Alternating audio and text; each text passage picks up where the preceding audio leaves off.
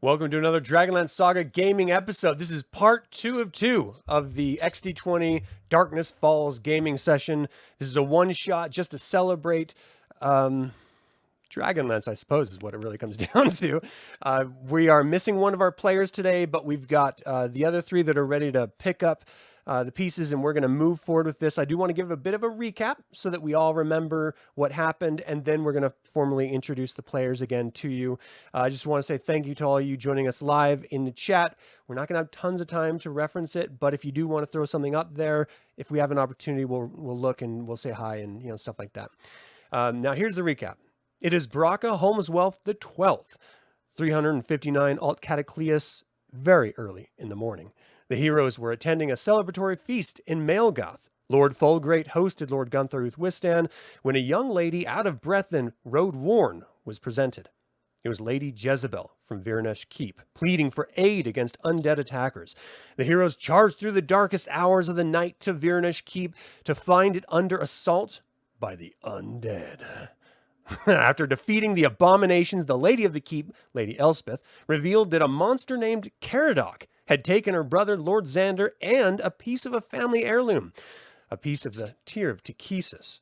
Caradoc, Lord Soth Seneschal, was headed to Kentral's graveyard to perform a ritual. The heroes promised to seek out Caradoc to retrieve Xander and possibly the artifact, or maybe vice versa. Let's introduce the players once again.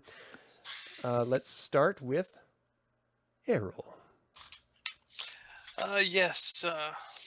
My name's Derek, but I'm playing Errol Kielson. He basically was raised in Tarsus during the when his family had to leave the north. He joined the knighthood 6 months after the Battle of the High Claris Tower. He has an issue with social problems where he doesn't feel quite comfortable in certain situations, especially being praised, or so he's a little nervous when attention's on him. So it's also made him have a problem not being able to be promoted, even though he's been in the military or the knighthood for close to 9 years. So he's been having some issues with that. He basically is looking for, at this point, to fulfill his oath to Lady Jezebel Virnesh, that he made an oath that he would do his best to recover Xander, her brother. Nice. And then I'm also going to be playing Delta Leafdown. Kender, a good friend of his, is Bartholomew Fleetfoot, I believe, and he loves adventure, and he's fearless. Yeah. Okay. How about you, Luo? Hey, I'm Ashley, and I'll be playing Little Sarison. She's a half-elf priestess of Habakkuk, and that is who I will be playing. Sweet. Kooky Habakkuk. All right, Sirius, how are you? I'm doing all right. I am Cirrus Bray, Planthian shipping magnate and scion of a formerly wealthy Planthian shipping magnate, and red-robed wizard of the Conclave of High Sorcery. Nice.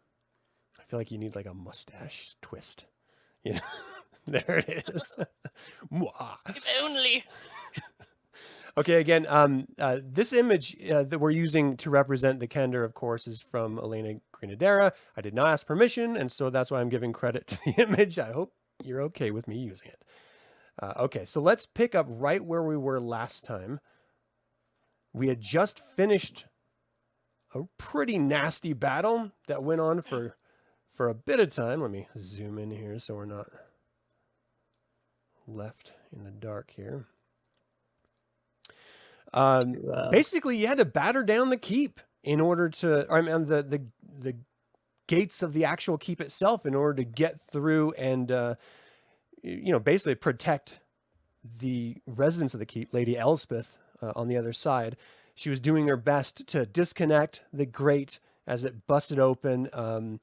Cirrus had heard something from up and around the corner, and it ended up being a chambermaid, Miss Candace, who came out and revealed that it was in fact some abomination named Caradoc that had removed some form of an artifact from the catacombs of this keep.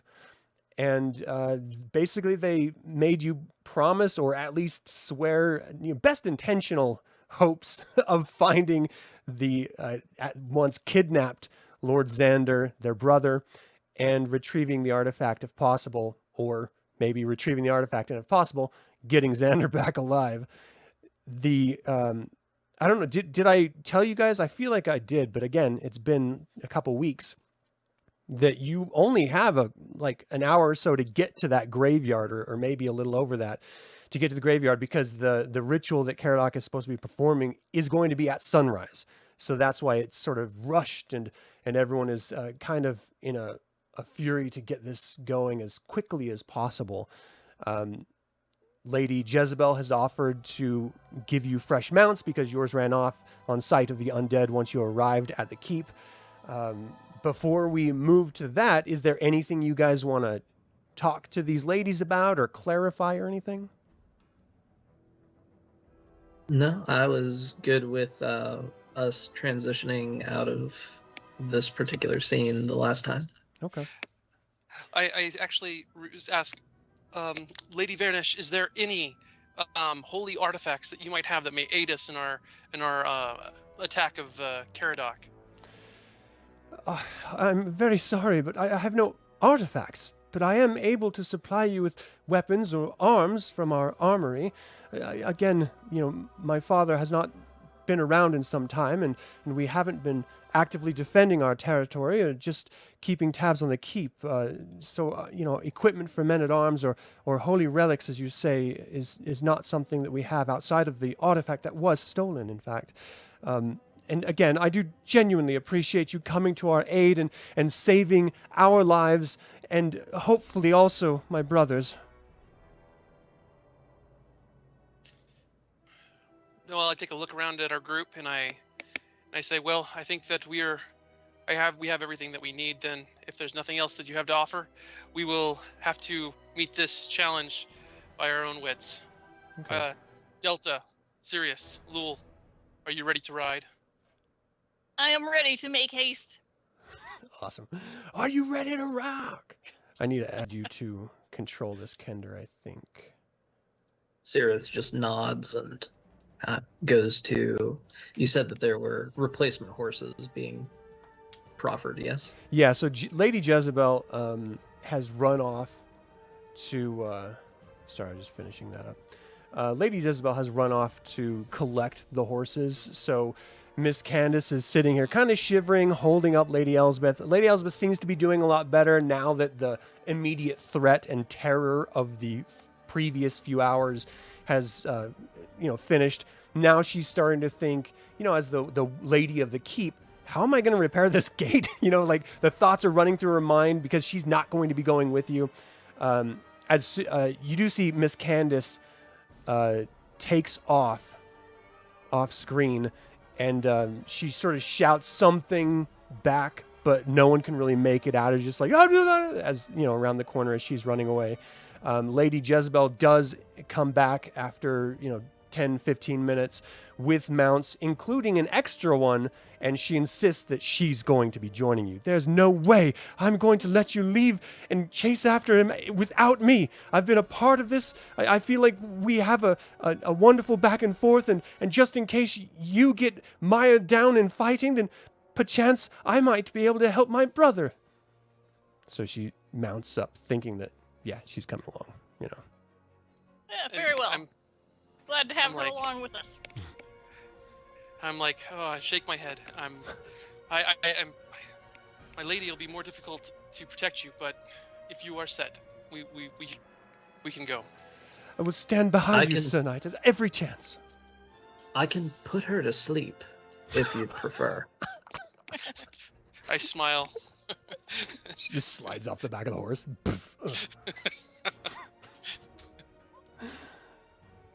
All right. Well, if you're not going to put her to sleep, it'd be kind of rude. I don't know what to say to that. Yeah. It feels creepy. I can build Cosby her if you like. We can Like, stuff her in a oh. closet somewhere. She'll wake up in the morning. It'll be fine. That's something that guy, the Flash guy, did. Okay, so Delta goes, can you put me to sleep? Just strap me I to my always wanna horse. try that magic. Get some I rest. just never have had anyone cast a sleep spell on me before. I think that would be so amazing. Do you think you could try it? Lady Jezebel's like, gentlemen, my lady, may we ride, please? Time is of the essence. The sun is going to be rising shortly. For the record, I was moving to depart as that exchange was occurring. So as you all mount up, you're all ready to ride out. You start riding across that that drawbridge space. The Miss Candace, the chambermaid, comes running back out, and she has this little scrap of parchment paper that she runs up to Lul and hands it to you. She says, "My lady, I believe this may be of some assistance to you." Oh, thank you. What is this exactly? So it's a parchment that she explains was used to it sort of had the piece of the artifact resting upon it, and ostensibly it tells you about the Tear of Takesis, how when assembled, which this was only one part of 3, when assembled, it can actually open a portal to the abyss, and it's not something that anyone for multiple hundreds of years and potentially thousands of years has known about. The parchment itself is sort of disintegrating at the edges as you sort of pick it up. It is written in old Istar dialect. It's still common language, just the dialect's a bit different. An example would be like William Shakespeare language versus our modern language.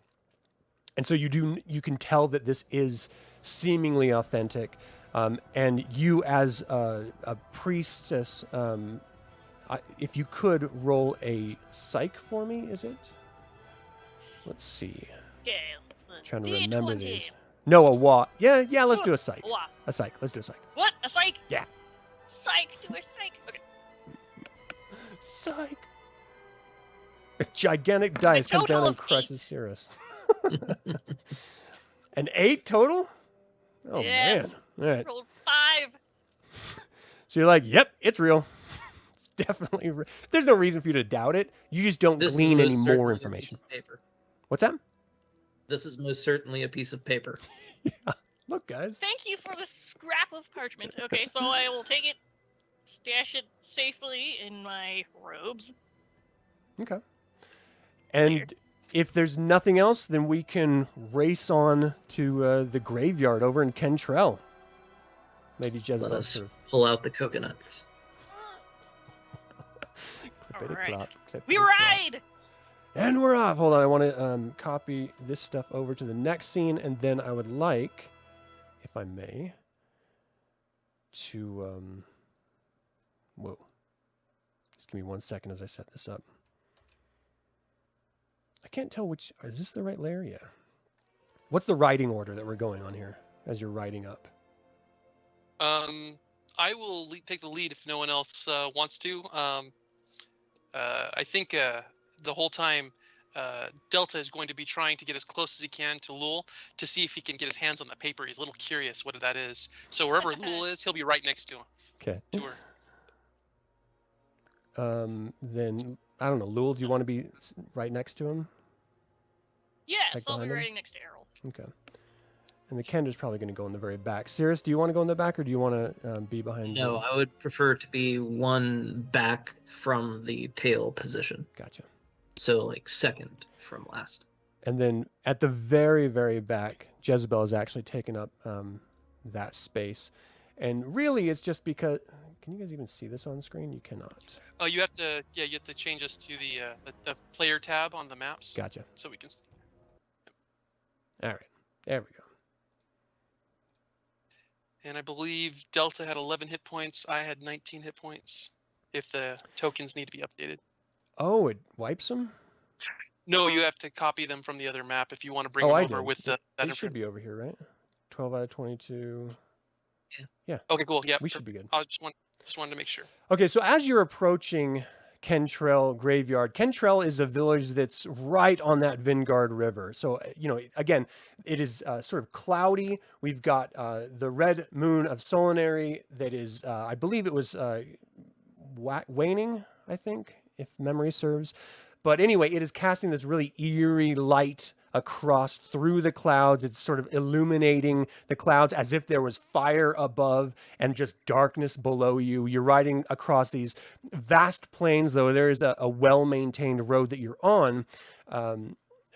Most of the terrain is pretty well worn, so there's no real dangers. I don't think you're going to have to roll any psych or what is the tack rolls in order to see if you can maintain your horse or anything like that. However, as you start approaching Kentrell as the town, on this side of the river, the first thing that you're going to approach on the outset of town is this graveyard. And what you can see reflected not just from I'm sorry, it's Lunitary in the sky, not Solinary. Lunitary in the sky, the red off the clouds, but it's also reflecting off of some sort of visual distortion that seems to be emanating out from this keep, as if the air itself was vibrating and just picking up little hints of red throughout. It's a rather unsettling view, and you're hearing the sounds of in the far distance wolves crying and sort of calling out to each other. Perhaps they've already caught a kill. You're hearing the trees and the wind rushing through trees and grass, and just the rushing of wind as you're racing toward what looks very ominous and very terrifying. This dark, dreary graveyard highlighted in red, as if you're walking straight into the abyss itself. You have no idea at this point where in this graveyard it is or the layout of this graveyard. All you know is there's this low wall about 1.5 feet, 2 feet off of the ground that surrounds this, and you are approaching it, and this is what you see right here. Can you guys see the graveyard right now? Yeah. Okay. Immediately, Delta dismounts and jumps down, and he's like, "Now this is an interesting place," and starts walking forward without any hesitation, and just starts walking straight forward. Immediately, that's when the Errol basically stops and drops his arm, trying to grab him and trying to see if he can keep Delta from moving forward, because he knows that he has no fear, and he basically just is super curious. So he's going to try to keep him from doing any damage to himself or giving the party's position away. Do I need to make a roll for that, or do you want me to? No, I think that's fine. I mean, okay. He's not going to be fighting you. I will ask that, as you're trying to stop him, if I could have a attack roll from, it's not attack, a tack roll from Delta, please. Okay. That's he has a 7 based on the notes. Roll the 4. Oh wait, actually, let me roll a dice. I rolled a real die. I don't know why I did that. Let's see. Because you're a real human being. Yeah, let me just get a D20 and add a 7 to that. Really quick in the chat. Thank you so much for the donation to USO, Chris. I really appreciate you. And just so you guys know, the USO is sponsoring this video feed. Thank you so much, USO. We love you. Yeah, I appreciate the USO. I think they're awesome. 2.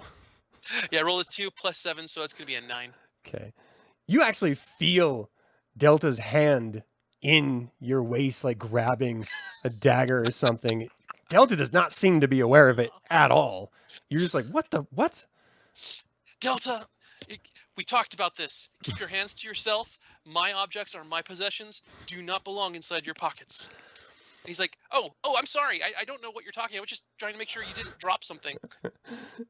Derek is a schizophrenic for this episode, playing the two characters in stark contrast. So that sort of the visual distortion that I was talking about, as you guys have gotten now right up next to it, are you still on your horses? The horses are clearly uncomfortable right now. They're sort of backing away a little bit, just sort of neighing loudly and shaking around. They don't want to be here, but they're not going to be bolting off. What do you want to do with them? I've dismounted and I'm trying to calm my horse down, petting her gently. And I'm Do you want to give me a psych check real quick? Yes. Okay.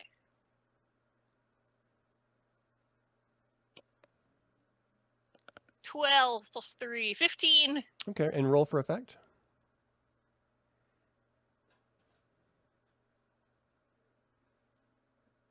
$14.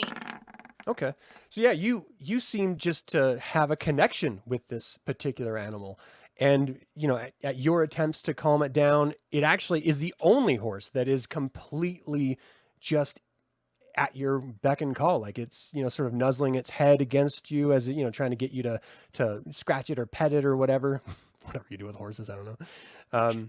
But it seems to have genuine affection for you, and it's listening to your attempts at calming it down. Anyone else want to do anything with their horses? I am going to calm the same way that I calmed the lady in the keep. Yeah. That first night, I'm going to calm my horse. Okay. That was a why can't I ever remember the name of these? Well, Wah, thank you. you're Zen. Let's see, so back to this.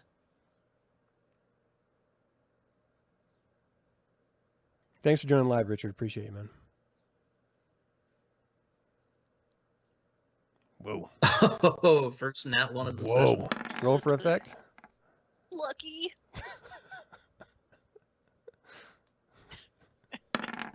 You're a superstar. Don't be a 20.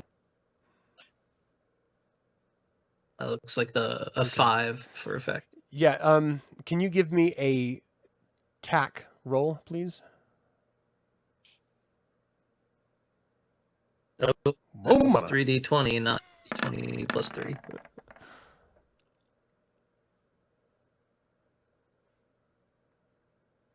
Moment, bitte.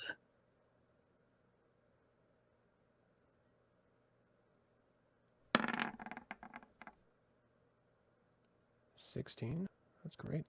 Yeah, looks like a 16. Okay, so you catch yourself and your attempts to calm it down for whatever reason. Maybe it's the atmosphere. Maybe it's this visual, like almost membrane in the air. Maybe it's just the impending doom that sort of pervades this entire space.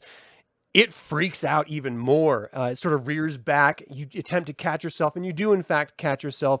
You sort of slide down off the side of it, and you're trying to hold it, but it looks like it's going to bolt. And if you don't let it go, you're going to probably be taken down with it as it runs off. I will let it go. Okay. Lady Jezebel gets off of her mount, and she sort of like walks back and ties it to a tree. I don't know if you guys can see, there's these sort of like scrub oaks on the map right next between you, you know, between the little pathway that you're on. She just sort of ties the reins to that. And the other horses, they're seeing one of them completely calm and the other one sort of contained. They seem to just be able to, you know, keep themselves from just bolting outright. Do you guys hear any music? The music is supposed to be playing. No. I don't. Sometimes either. Sometimes it takes a minute for it to start up. All right. Let's try to restart it again. There it is. Yeah, you don't hear anything except for just the random caw of a crow in the distance. This is a dark, misty space, and again, right in front of you is that distorted field. So how do you want to approach that? What do you want to do? Just like walk through it? Karate chop? I don't know. What do you want to do? I look back over at the party. Let me move forward first, just in case something happens. Delta, make sure you keep Lady Vernesh safe. Stay with her. And he's like, "Oh, come on! I want to go inside the graveyard. It looks so cool." There's no chance in any of the heavens that I'm going to be babysat by a Kender. Have you lost your mind? Well, he may be a Kender, but he's also one of the best fighters we have. It's like, if And, that's true, that's we what are Delta in likes. grave danger. Okay. Delta's like all beaming. He's like, "Aw, It's like, shucks." yes, I am. Okay, so Cirrus is going to reach into one of his pouches and he pulls out a circular, almost like a lens from a pair of glasses, Mhm. or like a monocle's lens without the wire frame, just the glass. And says Batin Bentuk Tek Kelitatan, and holds the glass up to his eye. He's picked up on the fact that there are supernatural vibes here and is wanting to see if he can kind of pinpoint a location or a nexus of those vibes other than the, visual distortion Okay. in front of them. Give me a Wa check, please. Wa.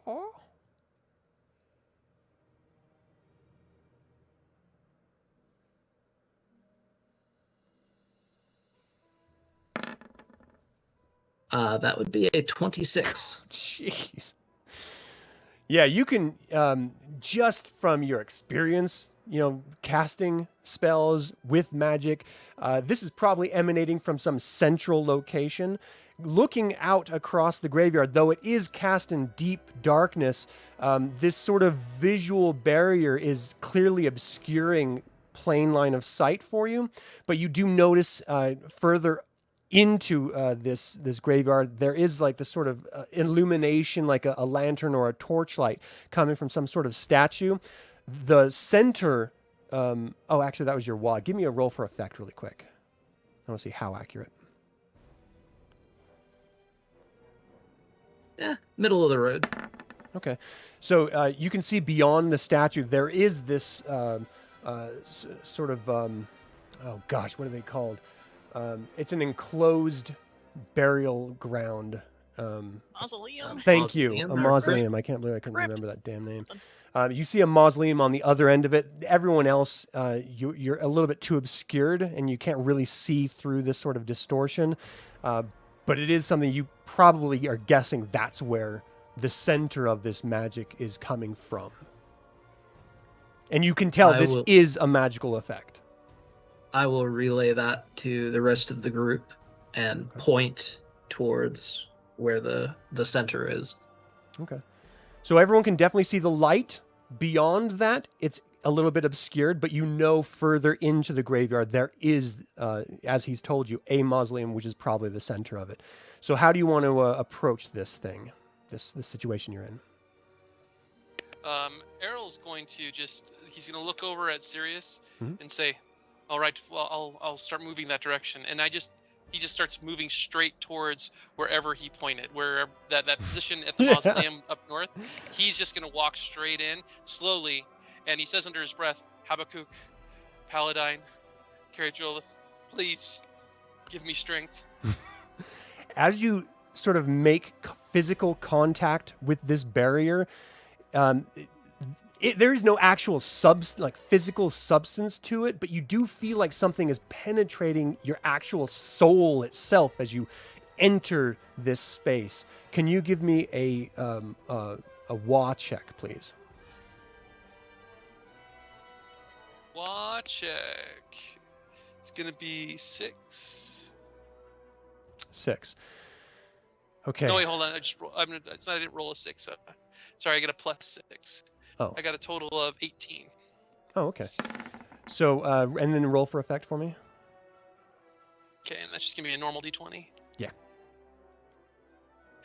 And that's an 8. Okay. So as you walk through this barrier, you're feeling this almost invasion on your soul itself. For whatever it is, maybe it was your call out to the gods of your orders. Maybe it's just your own inner resilience, but you fight off this sensation of sickening vileness, and you pass through this sort of visual membrane onto the other side of that wall. The next person that wants to enter, we're going to be doing the exact same process, so it's going to be a Wa check for each time. So who wants to go next? I've been through a portal or two before. Old hat. Go for it. He's like, hold my beer, I got this.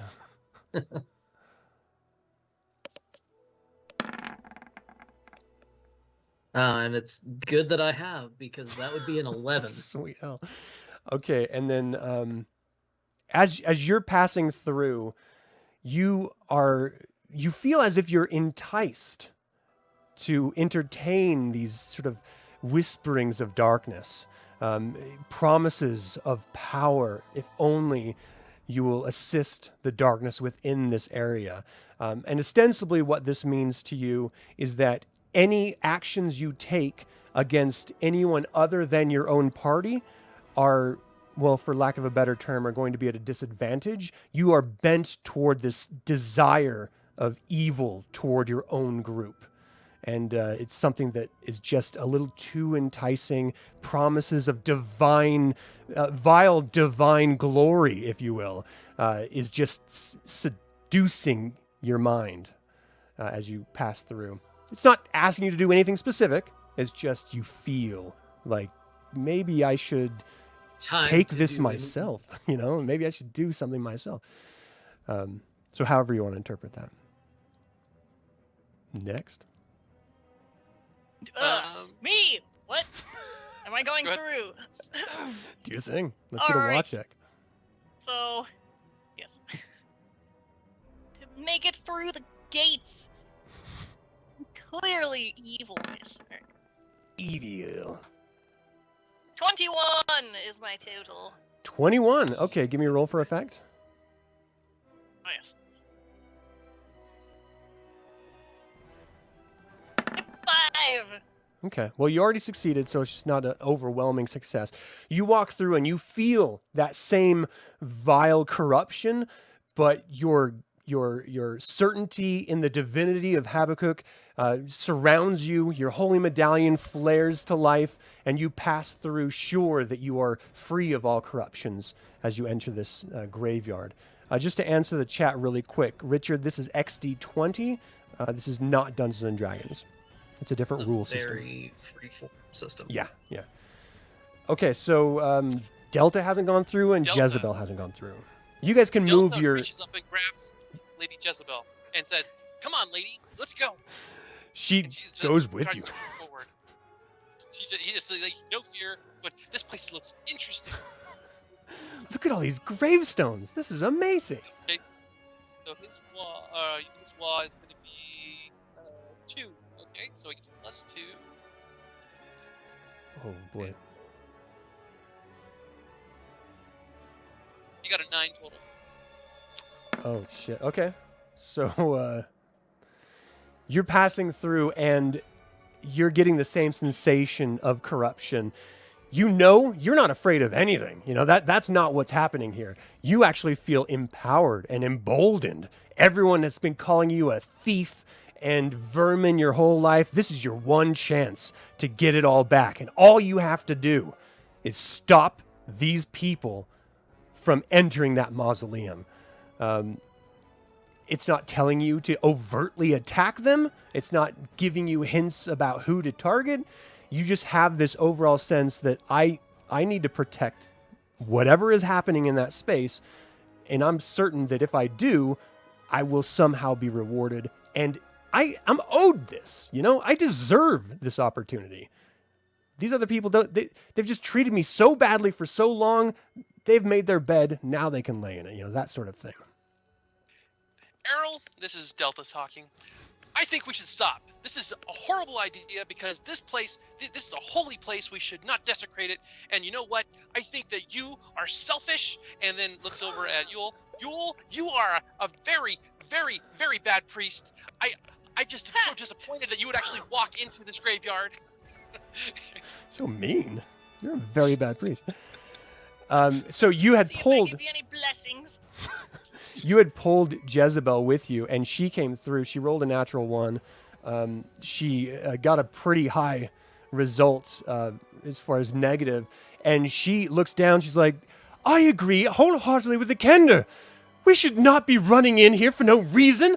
In fact, and she actually lunges at you, Errol, trying to grab your sword right out of your scabbard if it's in a scabbard, or out of your hand if it's in your hand. So can you roll It's in my attack hand. for me? Sure, attack to keep my sword out of her hands. Yeah. Well, hold on. What- She just what did I rolled get? attack to grab it, and she failed that. So you can see she is trying to get at your weaponry. Okay, I hold my shield up and I push it against her just a little bit, just keep her at arm's length, not to hurt her, but to just keep her out of reach of my sword. Mhm. My lady, your brother is inside. We have to go in. And I don't know what's coming over or what witchcraft, but Sirius, can you please do something to stop this?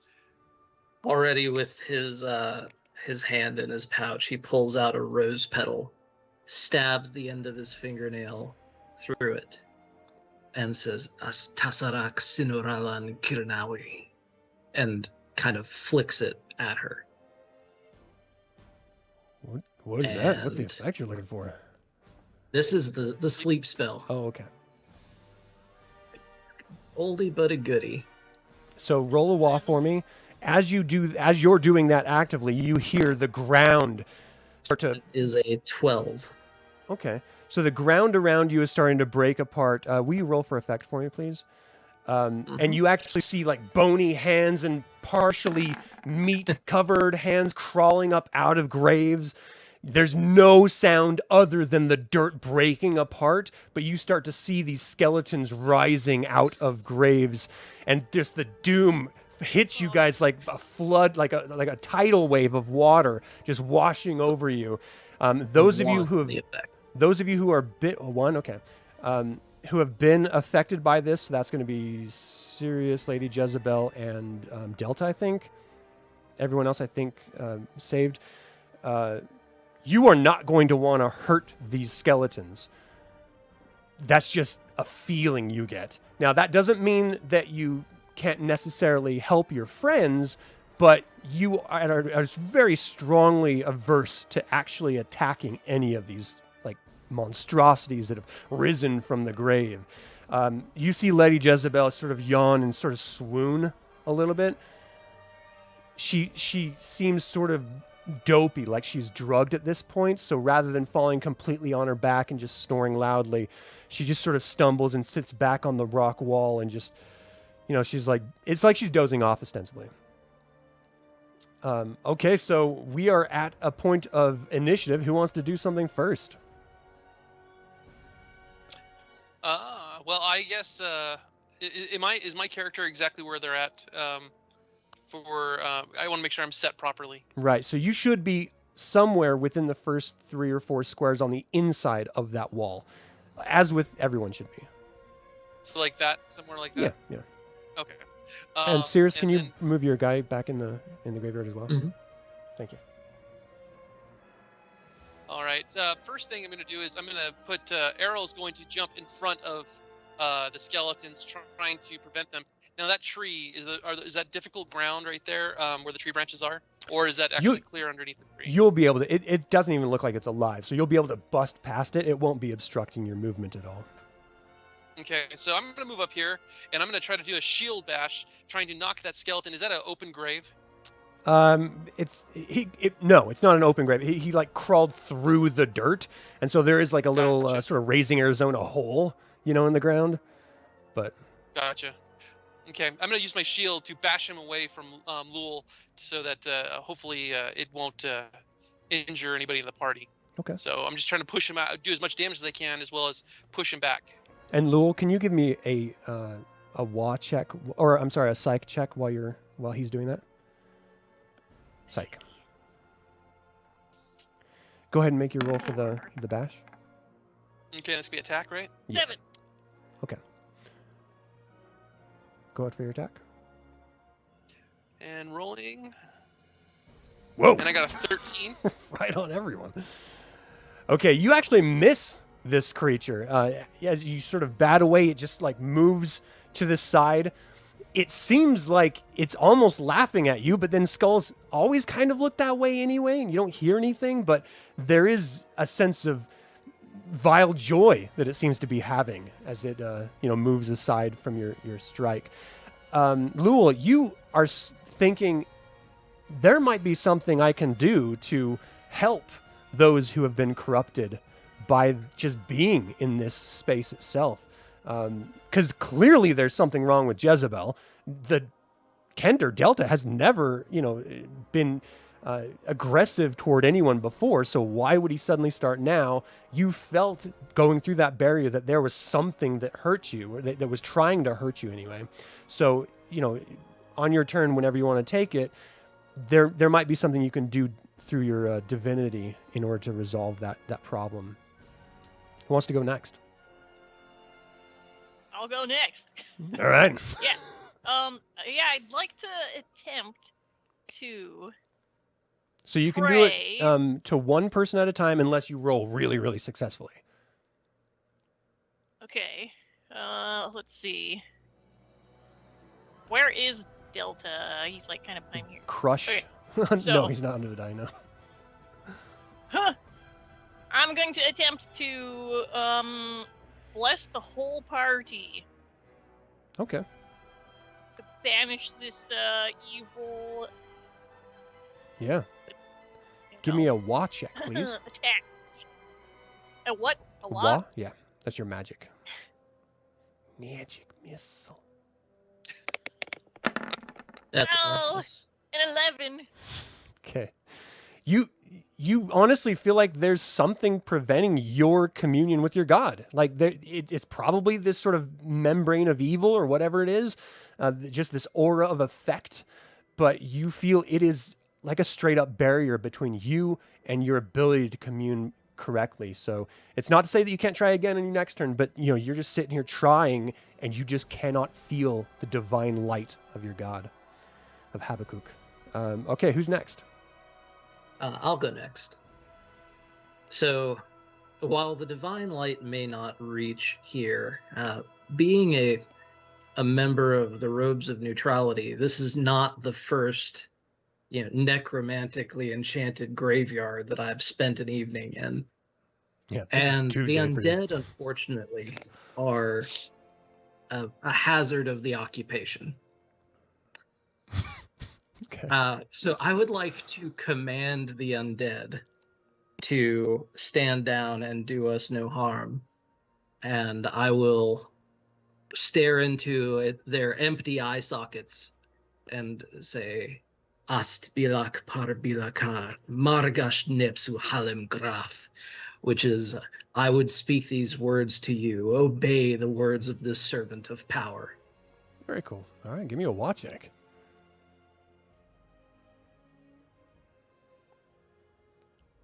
Okay. No whammies on this one. No Please. whammy, no whammy, no whammy. That would be a 24. That's no whammies. Very nice. Roll for effect, please. Yep. 11. Okay. Consistently middle of the road. You walk, forward a little bit, and I'm assuming you're looking at the one in the eyes that's right in front of Lul. Yes. And you call out the command. You actually feel emboldened a little bit just by being in this space. Again, that corruption that is sort of touching you is sort of reinforcing your desires. The creature, the skeleton, sort of turns its head from its mockery of the knight's attack and just sort of stares at you as you command it. And it just sort of seems to just almost go limp, like it was some sort of medical skeleton hanging on a pole or something. It just sort of stands there and stares at you. Delta hasn't gone yet. Do you want to have Delta do something?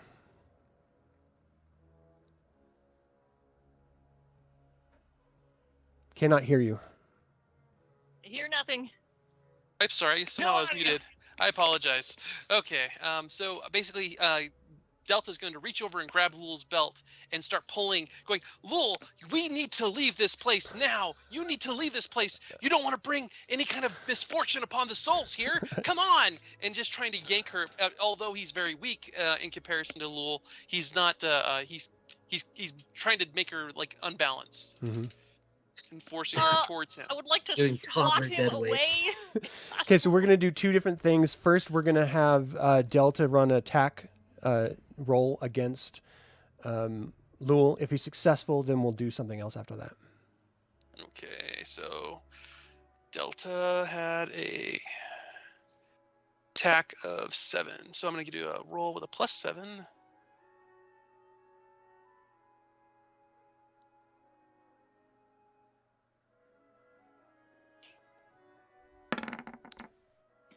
Uh, 16.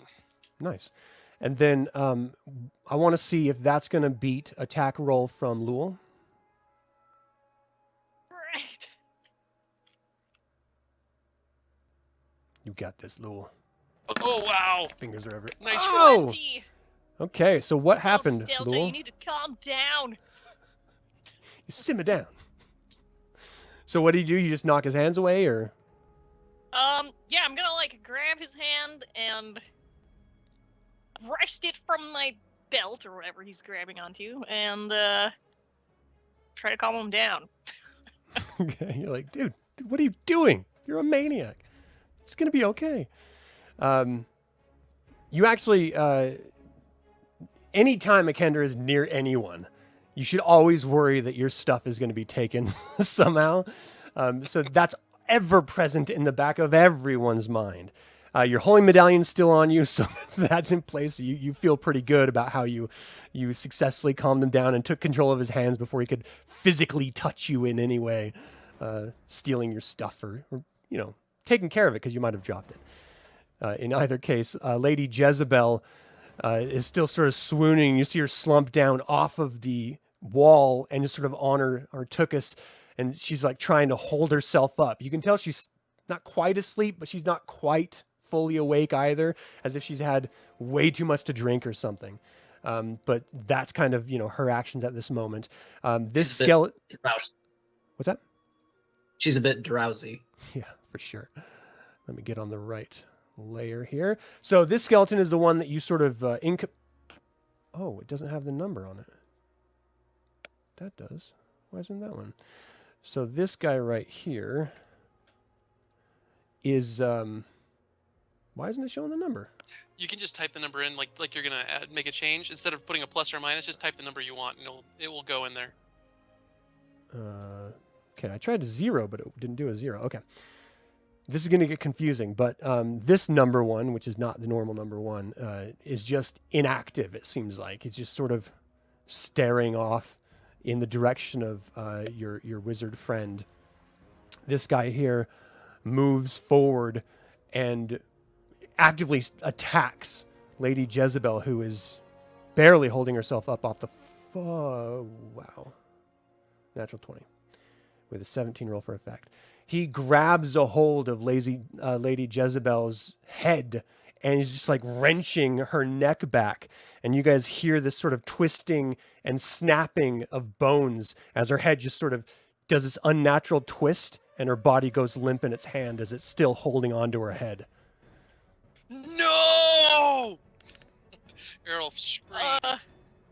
The actual number 1 runs up to... Hold on, let me resolve this here.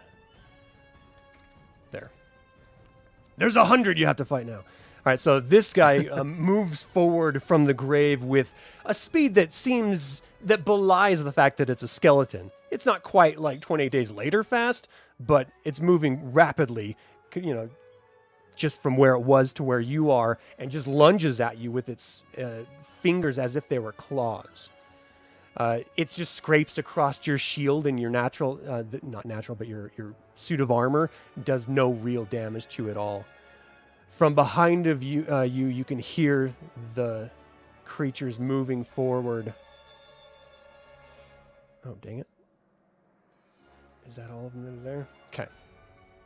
That one that's coming up from the other side behind you is sort of kicking over like what would have been like little vases of flowers, loved ones would set it for their dearly departed, leaves and branches that have fallen and stuff. This graveyard seems like it's in moderate repair. It's not quite run down completely, but there is something happening.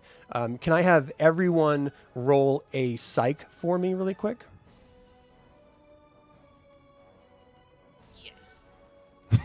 John, when does Lord Soth come in and kill everyone?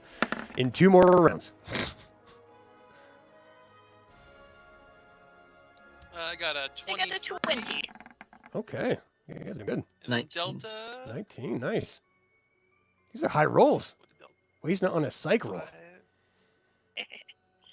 So this is Delta's roll. Okay. And another 23. Wow. Yeah, you guys are doing great. You all hear the cries coming from the space where the mausoleum was pointed out to you. And now that you're actually through the membrane, the visual field is no longer distorted at all.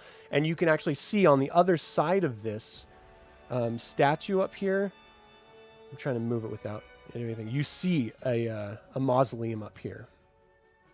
I don't know. Did you guys see that as I moved it? Do I need a Yes. shift click? Okay. Yeah. If you shift click, you'll move our screen to wherever you want us to look at. I don't know. Did that work? I'm just scrolling it myself. Okay, that's fine then. You see a mausoleum on the other side. I'm fighting between what you guys can see and what the audience sees, so I'm trying to balance this here. And the audience does not see any of you guys, so let's move you up on the screen. Okay. So, Lady Virnesh, unfortunately, is dead. Her head was nearly ripped off by this damn skeleton. We are at the top of the round with Errol. Errol's going to again try to get the skeleton in front of Lul off of her, so she's not going to have the same fate. I am going to just slash as hard as I can with my sword and just do whatever I can to take the position. And I want to stand right here. I want to actually be in that position, as well as doing as much damage to that skeleton as possible. Okay. Roll attack. Okay, attack is going to be 8. So it's 8. Rolling.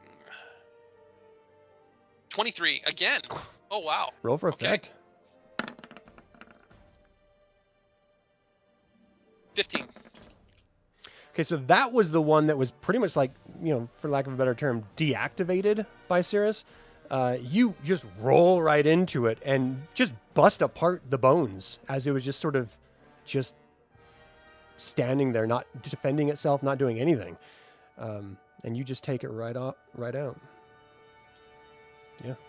So you can move your guy in that spot if you'd like. Okay. Nice hit. All right, Lula, you're next. Okay, so this skeleton that is taking out Lady Virnish, I would like to attempt a blessing on the skeleton. To what as I effect? believe that would, affect the undead. Is that right? Are you trying to like turn undead, or are you trying to just do physical damage to it, or what? What is turn undead? So turn undead would either make it run away or actively just straight up destroy it if it's a good enough roll. If you're just trying to damage it, it'd be the opposite of bless would be like a harm, basically. So it's like, you just want to damage it through divine means. Okay, so I'm going to attempt to turn undead the skeleton. And that Give me a is wah. a wah. No! I rolled a 1. Second So, that one of the a 9. Roll for effect, please. Let's see what kind of effects we got here now.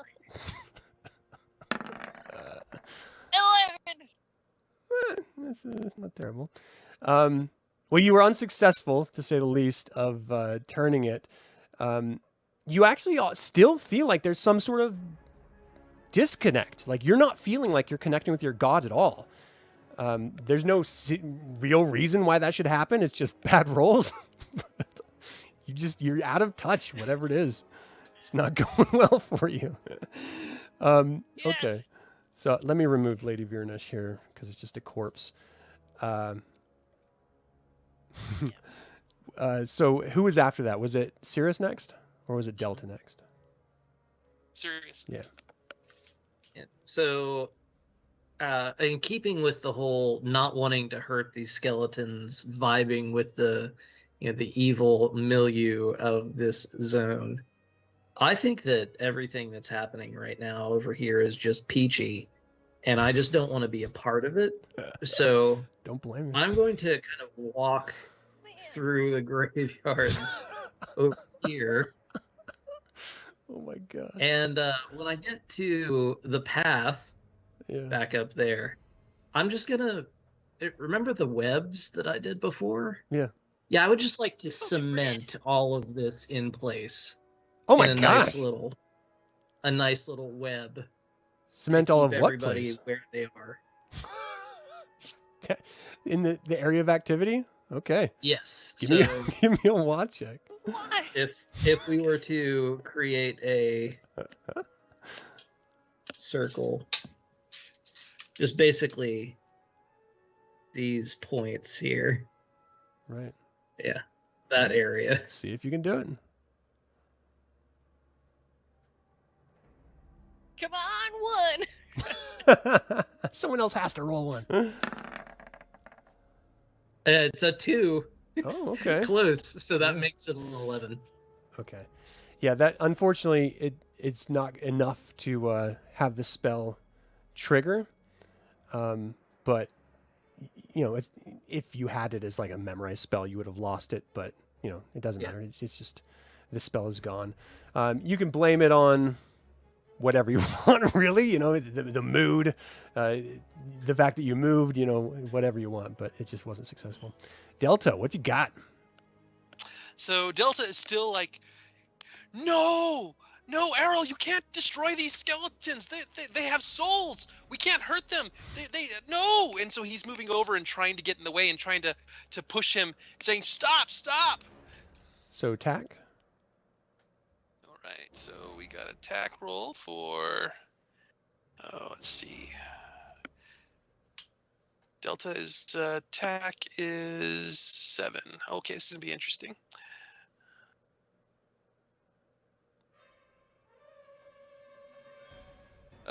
He got a 14, it looks like. Okay. He's physically making contact. You know, he's trying to like push off or whatever he's trying to do, but it doesn't seem like he's being effective at it at all. Can also, at the meantime, when that's happening, he's still curious about that piece of paper that Lul had? Could he be trying to get that piece of paper? Yeah. Give me an attack roll real quick. Does he know that I am, that I have that piece of paper? Yeah, I mean, everyone Receive- saw that receive that it. chambermaid give it to you, Okay.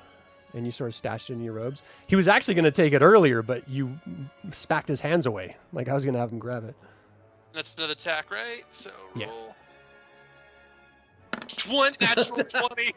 Oh my god. Roll for effect. Of course, Oh. there's nat 20 and it goes on. So I'm what's sorry. what's important for you to Yeah, know, shenanigans. Lul, is that you do not know that he did this. So just act like you don't know. 15. Yes. Okay. So you come away with the map and this strange medallion. Oh, wow. He's like kind of distracted now from everything going on. He's like, he like kind of like turns around and is like looking at what he just got. Okay. Yeah, it's the medallion that she usually had around her neck. But with a natural 20, you did what you do best. Oh my god. She must have dropped it. Maybe the clasp wasn't on tight enough. This might be why you were unable to successfully cast those spells, because he was aiming Well, for you. we'll see now. Well, I would have assumed he would have got shocked, but all right. That's awesome. I mean, you're not intending any harm to her. You know, it's just No. reaching out and grabbing what you can grab. But yes, you did grab the parchment with your natural 20. Awesome. Did you want to move anywhere, or are you good with what you got? He'll just start to like just kind of like walk away, looking at the thing that he was so curious about. Okay. You're leaving the graveyard? Ugh. Just walks over to the door. He's like walking away from him. It's like, what is this? Okay. As you start to approach that membrane that you initially walked through, you actually feel almost normal again as you start to pass through it. Like you can feel the corruption leaving you. Like it's not gone yet, but you're on that precipice and you can feel better. Like you're like, wait a second, why was I saying those things? You know, your head starts to clear a little. And then he turns around, he looks at his hand, he goes, Lul, you dropped something. Okay. What? You're like This reaching is- up at your neck. You're like, oh my God. Is this maybe something you can't like cast spells without? Okay, so it's the skeleton. So Come the here. skeleton that had killed Jezebel looks up at the immediate threat, which is Errol the Knight, and lashes out at you. Okay. And completely fails. Like you are just on point, knocking these little bones out the way. This one here moves toward Lul and attacks. is not successful.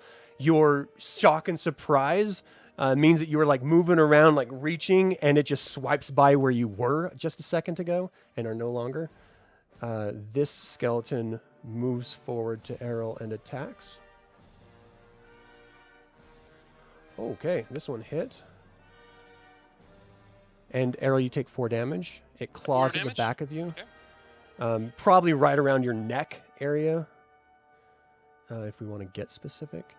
And just then, you guys actually hear the ground rumbling again, and that sort of scream that you guys heard earlier, that was sort of coming from those great rolls that you made for your psych, that was coming from the mausoleum area. This is currently the end of the second round, by the way. For whatever reason, the screaming seems to have stopped, but you do hear the sounds of like stone covers of elevated graves busting apart, and you can, just out of the corner of your eyes looking over, just through the dim murkiness of this space, see more skeletons appearing. And just let me knock those out really quick. See if you can actually see them.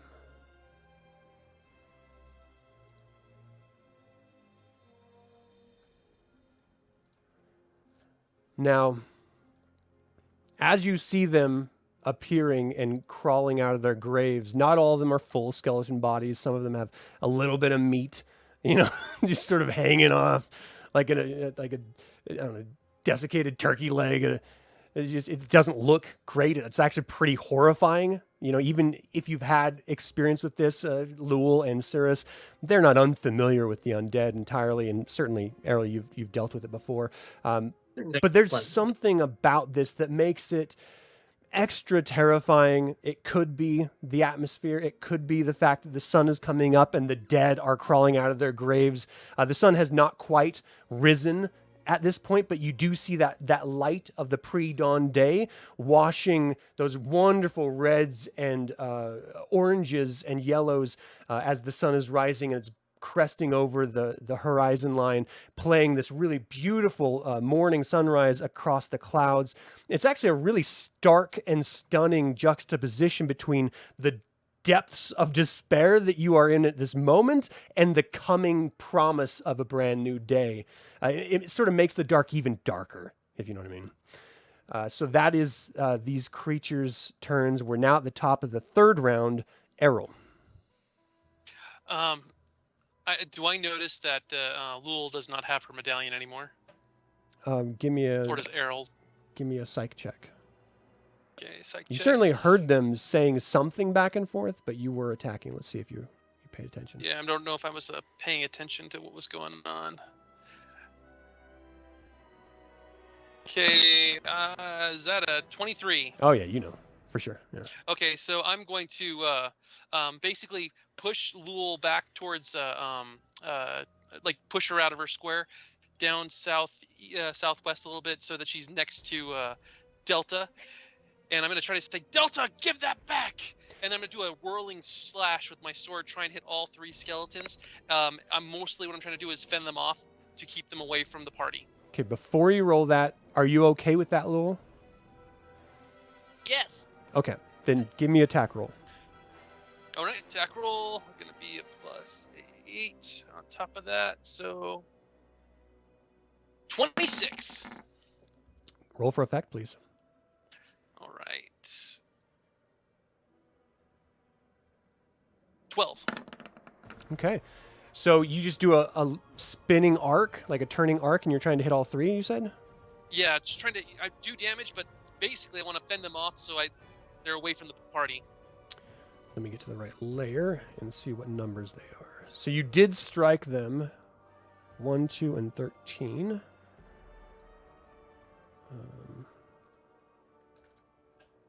1, 2, and 13. Okay. I want to impress the situation that you guys are seeing happening. You have not seen any sign of Caradoc at this point. All you've seen are these skeletons rising, seemingly attempting to stop you. Those of you who felt the corruption feel like this is a great place to be right now. Like you're just like, yes, let this happen. You know, you don't really want to stop these skeletons. But again, the reason why you're here has not yet even shown itself, and yet the dead are continually coming. So just have that in the back of your mind. That was a great attack roll. You damaged all 3 of them. I believe, Lul, you were next. Is that correct? Yeah. Okay. So, seeing as how Delta has made off with some of my goods, I'm going to attempt to get those back from him. So, Delta, are by- you going to try to prevent her? No, Delta's like, oh, you dropped this. Because you can sorry. just grab it right back. Oh, thank you. Okay, so then You little after rascal. that, I think I'm gonna try to make my way towards that cool horse statue in the center of the graveyard by just making a mad dash for it. Okay. Yeah, move where you want to move. Oh, yes, okay. Mhm. She just grabs her stuff and just takes off toward the statue. Okay, now you are Yeah, actually in I'm light. trying to, I'm sorry, you just feel really a sense of peace come over you as you're just sitting here in the light. It could just be the fact that it's easier to see. It could be that the light is a symbol of your divinity that you've worshipped your entire life, you devoted your life to. And it could just be that there's just a light there, and it's nice. But for whatever reason, you feel great right here. Yeah, and I'd like to call the rest of the party to join me You're like, hey guys, come on! Or to what? regroup. Yeah. Thundercats, ho! Get over here. Come back from my youth. Essentially. Okay. Call back. Is it Cirrus? Your turn? Yep, it is, and we are going to second verse, same as the first, but on this larger group of the undead that's directly to the east of me. Basically, just going to try and lock them down. Okay. And I know I've got one behind me as well. Right. Okay. Wah. But nothing much I can do about him at the moment. Yeah. That would be a 19. Roll for effect, please.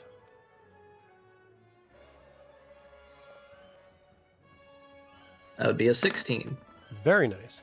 Okay, so you see a web, sort of like not as hokey as Spider-Man like, but just sort of appear and splat right across these these monstrosities. Sorry, I'm trying to look for a... Yeah. I don't know if there's I'll use that. It's like a net. And you see it just cover them. And this whole area, there's this general area, but they clearly seem to be covered in this sticky web that you just summoned. Do you want to move anywhere, or are you good where we are? I'm going to... Oh, that is drawing a circle. I don't want to draw a circle. Yeah, I would like to move towards the center here. Okay. And just Thanks. keeping everybody far away from me. Especially Kendir, grabby hands. Right. So, Lul, as you are up here in the light, you actually are noticing something that you couldn't see before, but now is painfully obvious, that there are these not quite skeletons, but armored skeletons with a little bit of flesh still on their bones, almost standing sentinel guards to the entrance of this mausoleum, and they don't seem to be moving at all. They're just sort of standing there. Okay. Just letting you know that. So now it's Delta. Delta, you are outside of the membrane. Well, you're on that sort of edge anyway. What are you doing? Delta is going to basically run as fast as he can with his dagger, just going straight towards where Lul is, because he was called, and he's like, "Oh, that might be something interesting." And along the way, he is going to slash at the skeleton, knowing that it's not probably going to do a lot of damage, but more or less trying to trip the skeleton so it falls prone, trying to make it lose its balance. And then Right. he's going to continue running all the way up towards where Lul is. Okay, I want to make sure everyone at home can see where you are. Give me a attack roll, please. Attack roll, it's +7.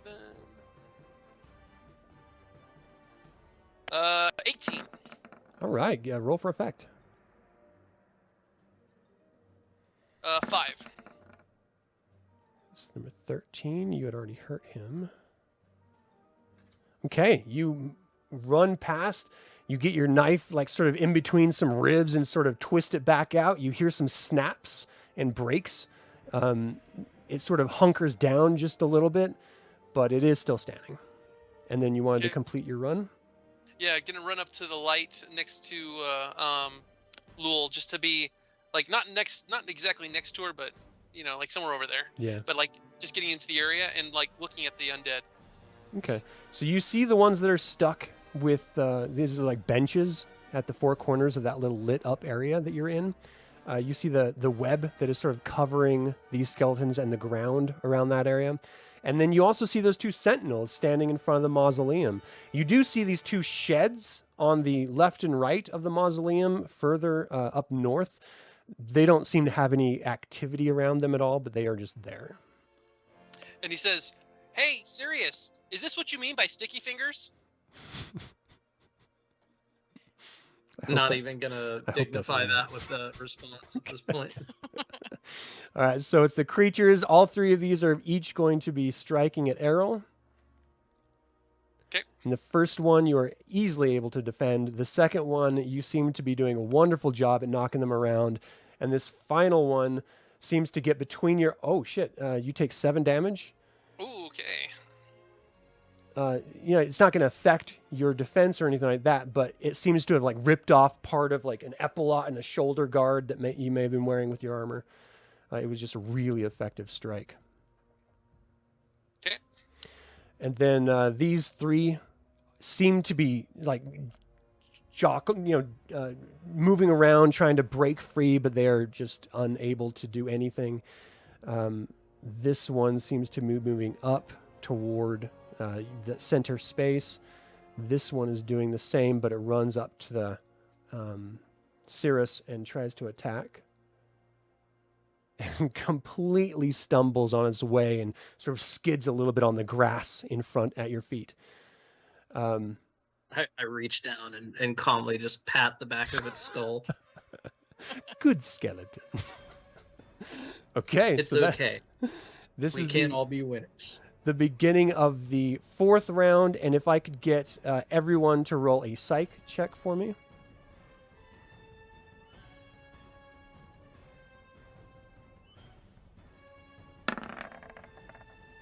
It's 16. Okay, so Errol got a Close 7. so close to being good. No, Errol got a 6. I got a 1. And then this is for Delta. Yeah. 22. It hovered on that 18 so long on my It screen. was like, no. That would be a 7 with modifiers. Okay, so only Lul and Errol. Wait, no, Errol, you rolled that last one for Delta, right? Yeah, the last one's for Yeah, Delta. okay. I actually rolled a 1 for Errol. So Oh, roll for effect on the 1. Oh, it was a natural one? natural 1. Yeah, roll for effect. 18. Okay. Maybe it was the attack of that last skeleton that struck you, but you are actually sort of, he must have like moved the epaulette off and it like jarred your helmet a little bit and it twisted to the side, but you can't actually see out of your helmet at this moment. It's not going to take much to correct it, but the fact is your head is a little twisted in your helmet and that's why you're not hearing or seeing anything. The only people that did have the perception successfully was Lul and Delta, and both of you hear the scream, the dying scream of a male voice coming from within the mausoleum, and you hear this bass voice that actually like makes you want to vomit a little, just to retch a little bit from the vileness of the language that's coming out of it. It's this arcane tongue that you are not familiar with, either of you, but you just hear this.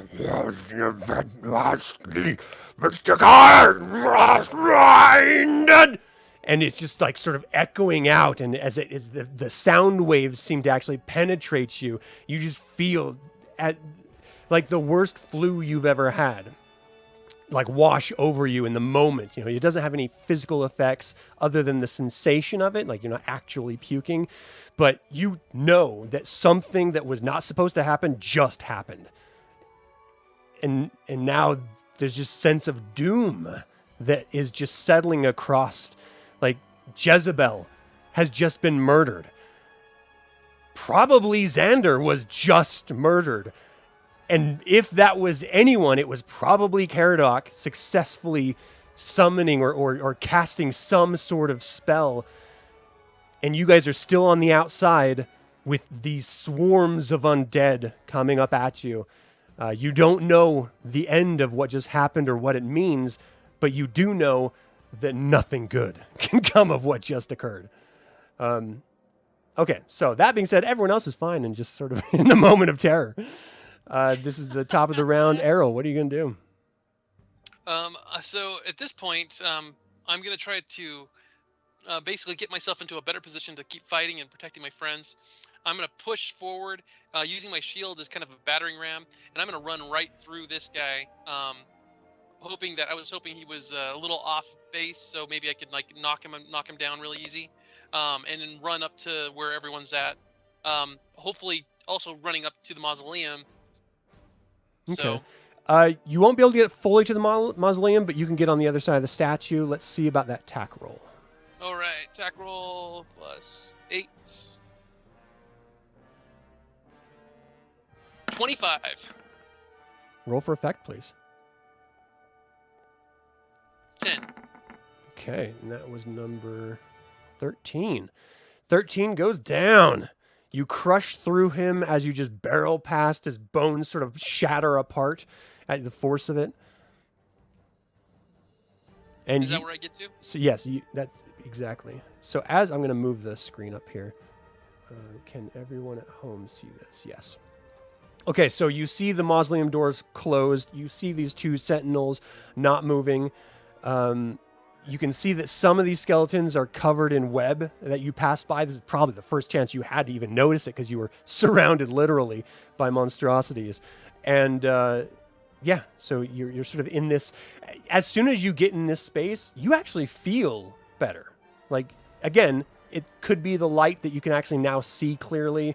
It could be that the sun is rising and it just happens to hit you at this particular moment, but you feel really nice right here. Yeah. Lul, if any time is now, we need Habakkuk's blessing. Lul, you're up. Yes. Oh, of course. So how do I see everyone's health? How do I know? Right. So there's only going to be like visible indications like bleeding or anything like that. You know that, you heard Errol screaming out as he was been struck a number of times. Delta had, I think, previously been damaged, as did Sirius in the previous altercation. I've got a gash down one arm. Yeah. So everyone except for you is actually hurt relatively severely. Yeah, so I'm going to note the screams that I heard from within the mausoleum. Assume that that's the lady's brother that's being held deep within, but I'm going to attempt to heal the party. The entire party. All right, give me a watch check. The entire check. party. You're so Come successful. on. You heal the skeletons too. 27. Very nice. Roll for effect. Oh, yeah. Yeah, that one slowly rolled by on my screen. 10. Okay. So it's only going to affect... That stinking dice is in the way. Okay, it's only going to affect the three of you that are close, but Errol and Delta can be healed 6 damage or 6 health. You get 6 back. Unfortunately, it was just, not as successful as you were trying to get everyone else, but they are the closest to you. Who was next? It was Cirrus that's next. Mm-hmm. So this mausoleum, it's the place to be. It is the happy. the Casbah. It's where You're on a the rocket. action. Yeah. And we've got these bouncers at the door, but they don't need to necessarily notice me going in. Especially, that might help if nobody can notice me going in because nobody can see me. Oh, So yeah. I'm going to cast a spell of invisibility and attempt to just walk right between the bouncers up here at the north. All right, give me your raw roll.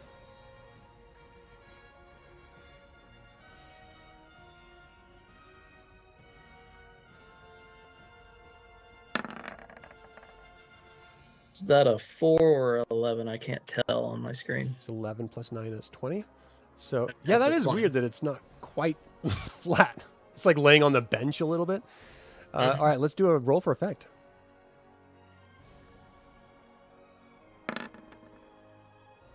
Four.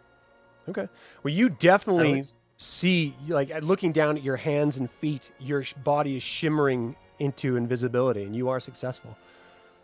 So no one notices as you pass by them. I am just gonna walk into the mausoleum. So as you get to the doors of the mausoleum, you can actually see blood trickling out from underneath the doors themselves.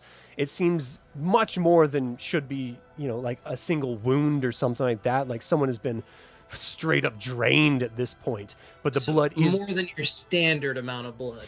right. However many people you've killed in your real life, just add a couple to it. And that's the amount of blood. So it's a ridiculous, comical amount of blood. But the door... Good thing that my robes are red. You can't even, yeah, you don't have to worry about stains. You're good. As you get to the handle, give me a tack check.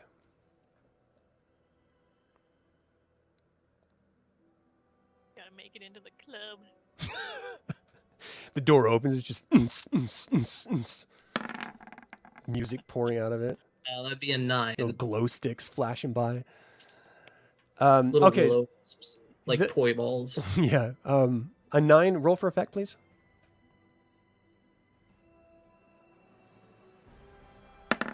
20. Okay, you actually see the handle crumble in your hands as you're opening it. You hear the latch click open and the door slides, but the handle is completely shattered. It was just an old rusty iron handle that just through wear and tear could not maintain its integrity. But as you open it, cue scary music, please. You open it and you're staring in the face of 2 more of these sentinels. And that's going to be the extent of your movement. You can move 1 square up in order to hit that door. And on the other side, let me do that since you're here, and I'll make sure everyone at home can see this. On the other GM overlay, you see what appears to be adorned in old Solemnic plate armor, a figure that, for all intents and purposes, you can just assume is Caradoc. He doesn't have a name tag or anything on him. And the corpse of a young lord laying splayed out, just his entire rib cage and everything, as if it was just gone through a, what is that called? It's body. Knife training. Yeah, I mean, yeah, but like Sacrifice. okay, yes, that's the accurate term. I was looking for some sort of medical reference, but yes, he has been fully sacrificed, and the blood has just been drained from his body. But this light, as you open it up, it illuminates the sort of red glow from behind Caradoc and this sacrifice against the wall, as you see this vast landscape of virtually nothingness. It's just this red expanse that stretches off, as if because you're a wizard, you're casting like a travel spell to go from one location to another. It creates this portal, and you can see this portal going into what you would naturally assume would be the abyss, and it is open, and Caradoc turns and looks over towards you, and in his hand is this gigantic crystal covered in blood dripping off of his Solemnic plate, and he just cries out, "Are you here to step across the precipice with me. He has my thingy. I'm gonna take the thingy. Well, that was the end of your turn to open. I was just I know. explaining the drama behind it. You're like, I called dibs on that, dude. He has my Gyuga. I'm gonna take the Gyuga. Now it's Delta. You're the last hero on this round.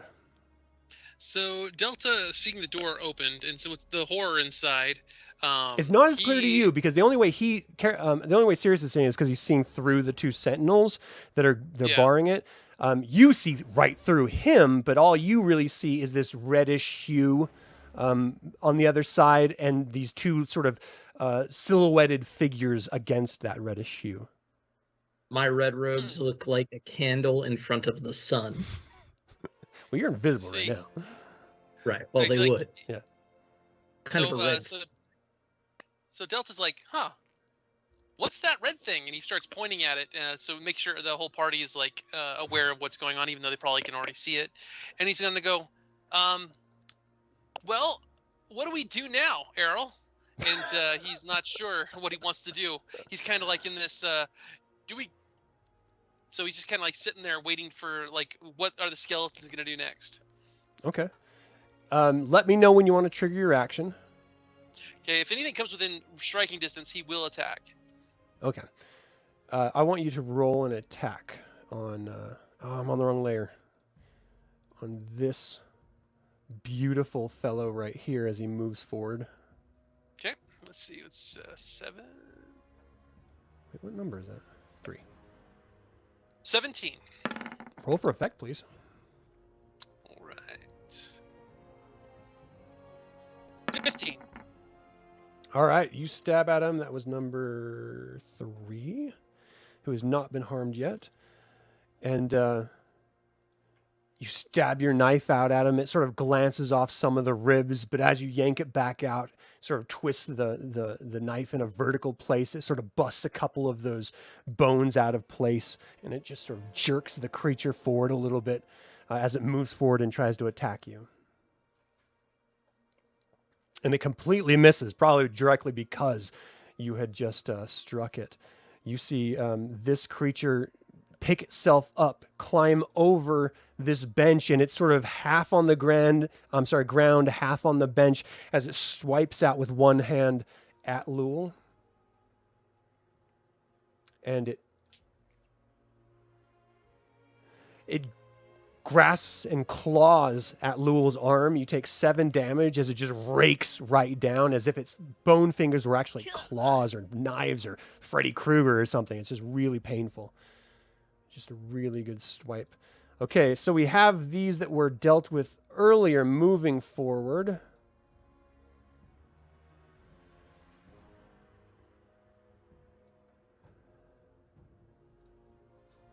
And now that that door is opened and these two sentinels seem to have activated on either side of the door, this moves forward. And both of them, in turn, are going to strike at Errol.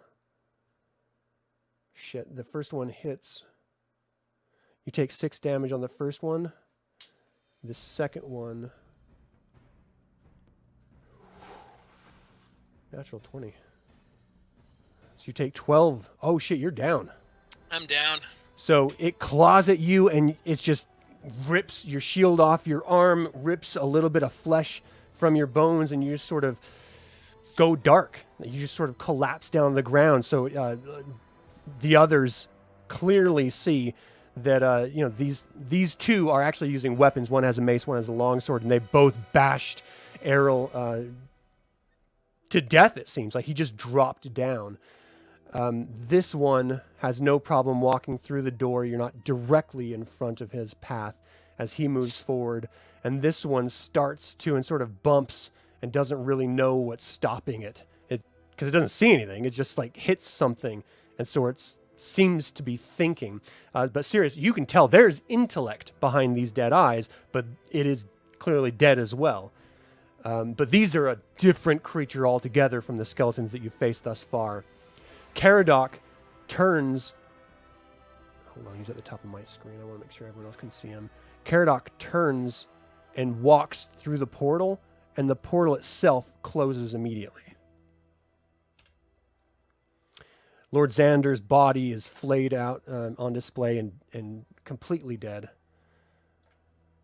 And as Caradoc closes, you can hear, Cirrus, you're the only one that can hear this. Actually, you know what? Because of all the distortion, because of all the screaming and damage of metal on metal sounds, give me a psych check, please.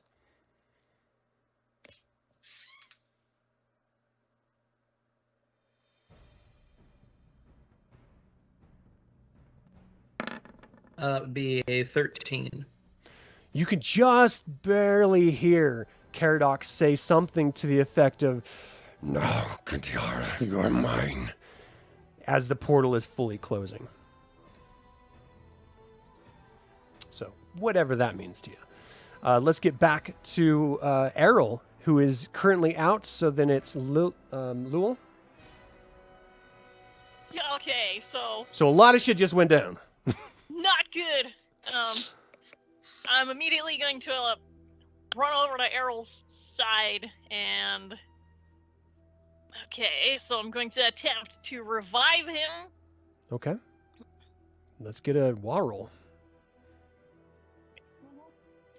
You have been in enough conflict, and all of you at this point have been in enough conflict to know that this is grim. This is genuinely grim.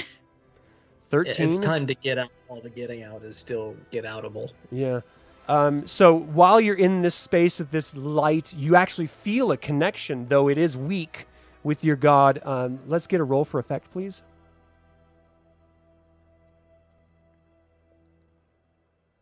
$16. Okay. I think, you know, with the roll, I think, Errol, you're going to get 4 hit points back. You feel like you are dead. Like, still, you just don't feel good. I'm still at 0. Oh, it doesn't go negative. It just goes to nothingness. Oh, so, 4? Yeah, so Okay. you're a positive 4 at this point. But again, it's not something where you're going to be able to jump right back into battle. You know, just do a little bit of role playing on the fact that you did just come back from death's door. So you've moved, you've healed him. Errol, now that you have a little bit of consciousness, what are you doing? You all should get out of here. Our mission has failed. Just get out of here. I'll hold the rear. Am I'll I hold the able back. to, like, drag Errol, you know, away from these skeletons? Maybe on your next turn, but Okay, yeah. for everything that you've already done, you're not going to be able to do anything more. But Alright. I mean, you know, let's take this in a little bit of perspective. This is very much something a Nihilus Lemnia would do. You know, he's not acting against anything. You know, he's trying to save your lives, and in the only way that he knows in this moment, this looks grim. So this is a decision you guys are going to have to come to. Cirrus, what are you going to do? Well, seeing that my quarry has, for the moment, evaded my ability to pursue, I'm going to back away from the door, and I think that we need to get out of here.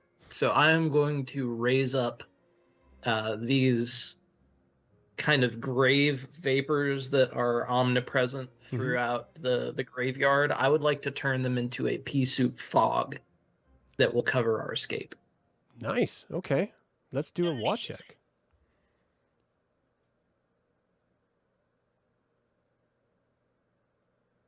Can I have bacon in my pea soup? That would be a It's 22. the only way that's tolerable. 22, give me a roll for effect.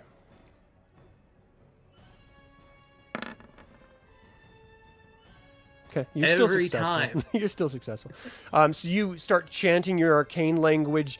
The red moon of Lunitary seems to break through the clouds, and this fog rises and multiplies in itself, creating this very thick pea soup with bacon surrounding everyone and everything. Your visibility, even next to the lamp, is cut dramatically short because the light itself is just reflecting back off of the fog, making it more difficult to see anything. So those three creatures that were directly in front of you, Lul, are now very difficult to see. And it's affecting Delta's side on the one that he just struck as well. And as the fog kind of dampens the sound of all the movement and everything in the graveyard, the one thing that cuts through it is my voice as I say, "Get out." Nice. Okay. So that's Delta then. Move. Delta is going to look over at Errol, and he's like, "Oh, okay." And he basically uses an acrobatic jump to jump over the statue and run over towards wherever Sirius is at before it gets too foggy. Okay, you can go to where he was, but again, he's invisible. You just heard his voice come from that space. Actually, as you cast that spell, you became visible, right? I did, but my hope is that the pea soup fog is going to make it so that you can't see your arm in front of your face. Yeah, he doesn't see you, but he does see where you were when you were casting it, and so he moves to that area, that space. So that's that you can move there. That's fine. I'm not going to have you roll in acrobatics unless you want to do like attack check, but that's totally up to you. You've done this before. He just wants to get out of the way, and he's doing what he was ordered to do. Yeah. Okay. Then that's the end of the heroes. So now we have this mob of creatures, and you should not be surprised that it just gets worse and worse and worse as more and more of these creatures start climbing out of the ground all around you. Well, can't see them. That's true. Well, they're not really there. You hear dirt rustling, and that's kind of it. Yeah. Feels like Army of Darkness all over again. Straight up, dude. Exactly it. I think that's everyone. These creatures don't see, so they're just going to do wild swings at where you were last that they saw you.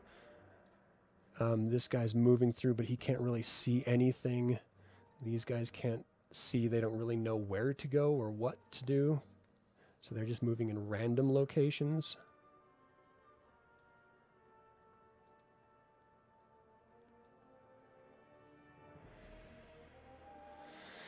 So these three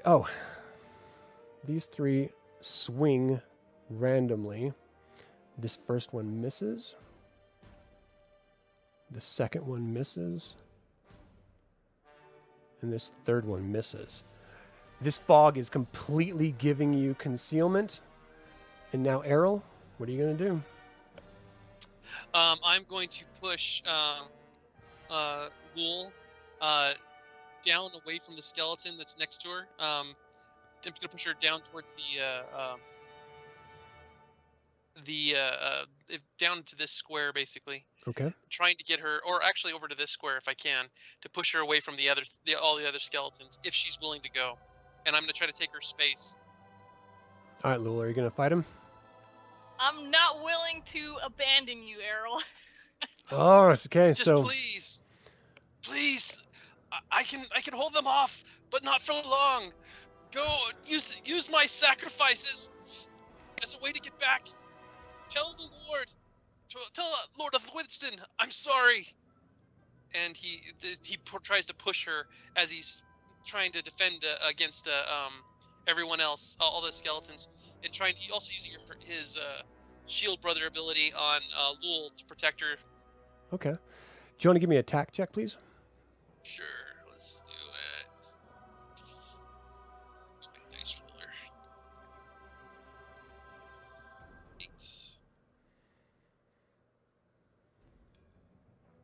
15. Okay. If you're going to physically resist Lul, you can roll an attack check, but he is successful in reaching out and pushing at you. I won't physically resist. Just okay. So you just audibly move kitty corner squares from where you are, yeah. And then you move not into that happy spot. about this. Now, let's keep in mind what well, you haven't seen, but Cirrus has certainly seen. This is something that should be reported to someone. Someone should know about this, because this is potentially devastatingly bad news to the world. There is somehow a way to open another portal to the abyss that was successfully done, and someone entered it, someone who was in the employ of Lord Soth. This is, if you're going to survive this encounter in order to share this news, you're either going to have to be really great with your attack rolls and defense rolls, or you're going to have to run. So it's totally up to you. Luckily, I've given us cover Yeah. to,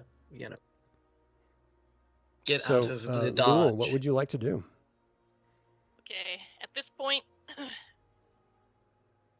I'm gonna have to abandon you, Errol. I'm gonna feel really bad about it, but I'm going to run to where I hear Sirius's voice and regroup with him. Don't go that way. Never go that way. What? It's from Labyrinth. Yes. So, If she would have kept going that way, she would have made it all the way to that castle. You can move further than that if you'd like. It is difficult to see, but you didn't stumble across anything as you were moving. okay. It's up to you. If you want to stay there too, that's fine. No, I'm not gonna stay here. I'm gonna continue down this path I choose as life. far as I can go. Okay. Yeah, you can get How about far there away? if you're going to go that roundabout way. Okay. Yeah. Yeah, back the way we came, essentially. Okay. Cirrus. And remember, you guys can talk at any time. Like, there's no reason why you have to wait till your turn to talk. Yes. Are you with us, Cirrus? I do not hear you. Oh, yeah. Oh, okay. Sorry. So I am going to, as I was facing south, like when I cast the spell, I was looking for landmarks, and I noticed that there's this gap in the wall off to the west of me here. Yeah. And that would just be the kind of beeline direction, walking straight through the mist that I would look for. Okay. Yeah, you can definitely get to that. At the edge of the graveyard itself, you see the mist dispersing, and you can actually see this bright new day rising from the east.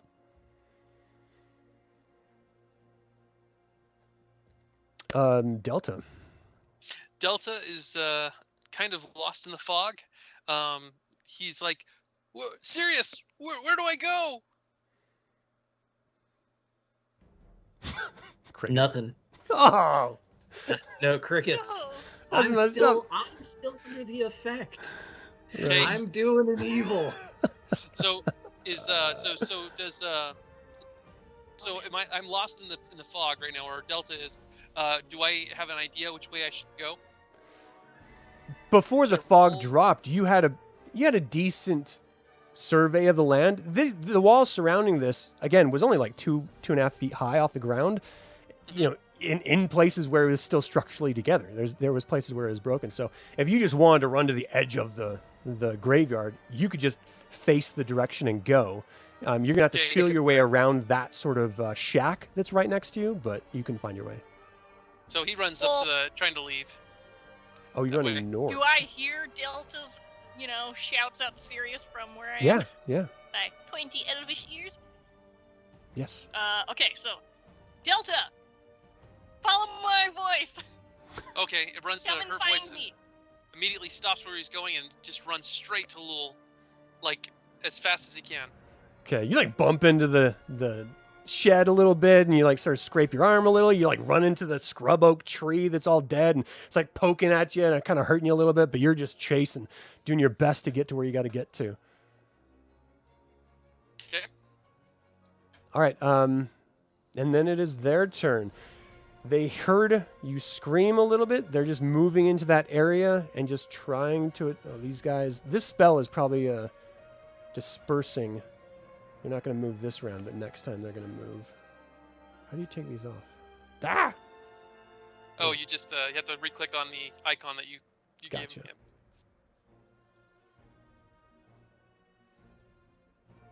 Yep. Okay. They're finally breaking out of the web. Yeah. And meanwhile, the whole time, Errol is swinging and it's yelling at the skeletons, cursing them. So he's trying to make as much noise as he can. Okay, well, if you're doing that, then these are moving toward you. And they're all sort of converging toward the sound of your voice as fast Go as they back can to through the Chima's darkness. realm.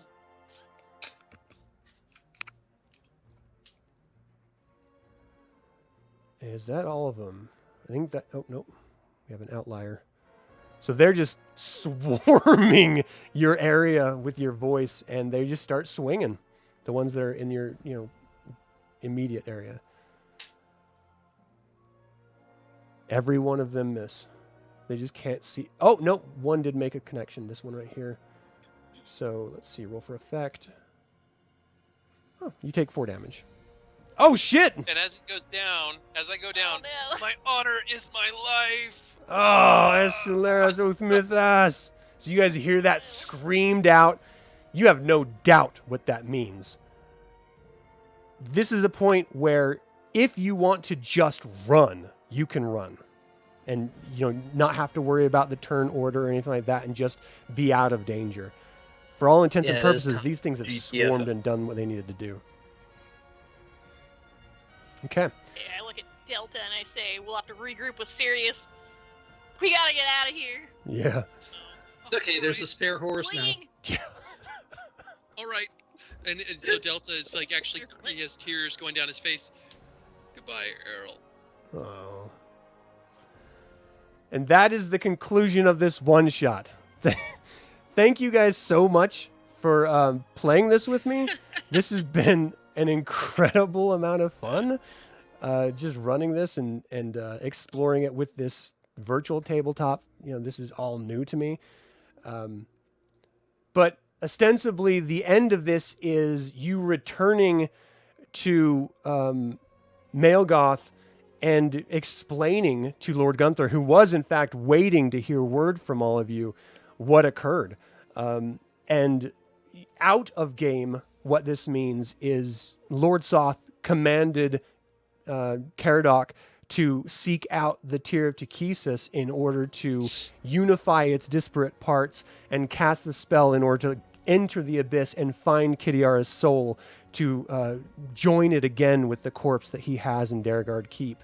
And if you've read any of the Ravenloft crossover novels, you know that he is successful in bringing the soul back, though he hides it from Lord Soth before Lord Soth enters the mists of Ravenloft himself. But this is how Caradoc was able to successfully enter the abyss and search for her soul. And you were all a part of that success, unfortunately. So thank you guys so much. Any dungeon crawl you walk away from is a good one. Yeah.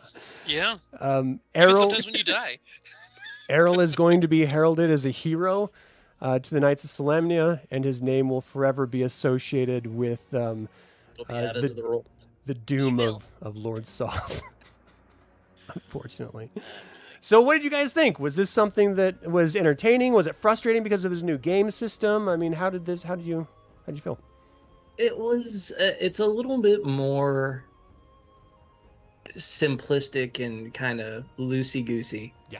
Than pretty much anything else that I've ever run with. It had its strengths. Obviously, it's very simple to run, but it was. I don't know. Yeah. I liked the roleplay aspect of it, but it is a very bare bones system. Oh yeah. So this is your first role-playing experience, is that right, Ashley? Since like high school. Okay. Yes. So it's been a while, but So what did you think? it was fun. I didn't really know what to expect with this system at all. But Yeah. any chance I have to be a spaz in the realm of Dragonlance, of course, it's totally fun. Derek, what did you think about it? I thought it was really cool. It was very cinematic. I thought the way you got into character and the way that The story was told was awesome. I love the way Errol died because honestly, that's what every knight wants is Yep. to die in A in good the service. Yeah, he would never run away from an enemy. He would have stood his ground, unless, of course, there was a lady that he needed to protect. I Yeah. mean, of course, that's how they get Sturm to flee Solace. Yeah, he that's the way he would want it to go and to be remembered. So, yeah, that was a lot of fun actually. I like systems like White Wolf or ethereal games that that basically you can do almost anything and there's no system saying you can't. So I love that. It's wide open, but it is a little bit too wide open sometimes. Oh yeah. I think depending on how tactical you want to be, and so I don't know. It's got its pluses, it's got its minuses. It's a fun system though. I did enjoy it. It was really good for a theater of the mind game, less so for like a tactical strategy game. No, I fully agree. Yeah. Yeah, it's not something I don't think I would ever run through again, but I did want to experiment and see what it was like running it. You know, XD, the Extreme Dungeon Mastery, as a concept came out of Tracy Hickman and oh gosh, I can't remember the co-writer's name for me. It's Howard something. Sorry about that, man, for not remembering. But this is meant to just be a free-form expression of the philosophy of Extreme Dungeon Mastery, and so it's not really something that I can ever imagine anyone running a campaign in. You know, it's what Tracy would run his killer breakfasts for, and that's really just to kill off characters and, you know, have a goofy time with 200 plus potential players. So yeah, as far as like the depth of a campaign or the depth of tactical playing or making tactical decisions or understanding fully the scope of what your character is capable of or not, is not really the game system to be doing that. But I think you all did a wonderful job navigating the loosey-goosey form of the game itself, and you rolled with all of the punches as they were rolling. So I really do appreciate that as someone running it. You know, it makes it a lot better. We had zero arguments or, you know, conflicting rulings, and I think that's like the best possible scenario in any game. So I, again, appreciate and thank you for that. And thank you guys for tuning in live. My Talk, thanks. It was really a lot of fun to run this. Thanks for joining live.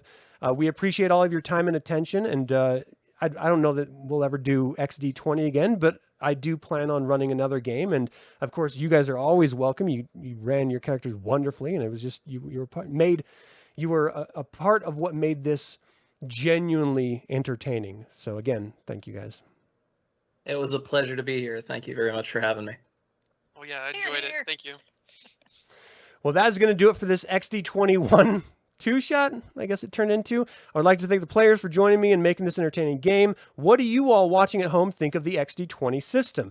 Did you like the Dragonlance story? Feel free to email me at info@dlsaga or always leave a comment below. Again, those of you tuning in live, that's what makes this fun for me. So thank you so much for your time and attention.